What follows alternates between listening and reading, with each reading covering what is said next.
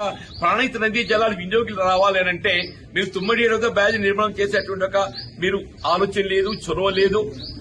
ఇవాళ మిగిలేదు మేడిగడ్డను మనం పునరుద్ధరింపజేసుకోవాలి. ఇప్పటికైనా కానీ ఏదైతుందో ఈ ప్రభుత్వం ఇంకా రెండేళ్ళు ఉండబోతుందా, ఇంకా రెండేళ్ళు ఉండబోతుందని చెప్పంటున్నా. ఇప్పటికైనా కళ్ళు తెరిచింది.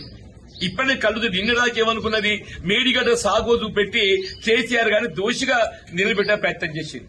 కేసీఆర్ దోషి కాదు, ఈ తెలంగాణ రాష్ట్ర భవిష్యత్తు నిర్మాణం చేసినటువంటి ఒక స్ఫూర్తి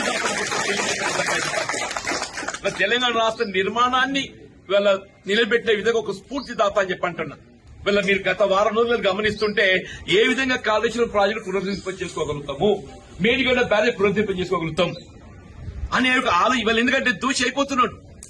ఇక్కడ 3 కాలాలు గడిచిపోయిందే ఈ వేసవితోని, ఇక మిగిలేదు 2 కాలాలు. ఈ 2 కాలాల్లో కూడా చేస్తా అంటే కూడా అవుతుందా కాదా తెలియదు కానీ చెప్తున్నా నేను. ఇంతకాలం అయితే ప్రకృతి సహకరించింది, మన కరువు రాలేదు. రేపు భవిష్యత్తు ఏమైతే తెలియదు. రేపు కరువు వస్తే దానికి జవాబుదారు ఎవరవుతారు? రేవంత్ రెడ్డి అవుతాడు, కాంగ్రెస్ పార్టీ అయితే అని చెప్పంటున్నా. దానికి జవాబుదారు ఎవరైతారో రేవంత్ రెడ్డి అవుతాడు, కాంగ్రెస్ పార్టీ అయితే అని చెప్పంటున్నా. దానికి ఏదైతుందో అదేదో ఇవాళ జ్ఞానోదయం అయినట్టు ఏదైతుందో ఏ సంతోషం. ఇప్పటికైనా వి వెల్కమ్ ఇట్.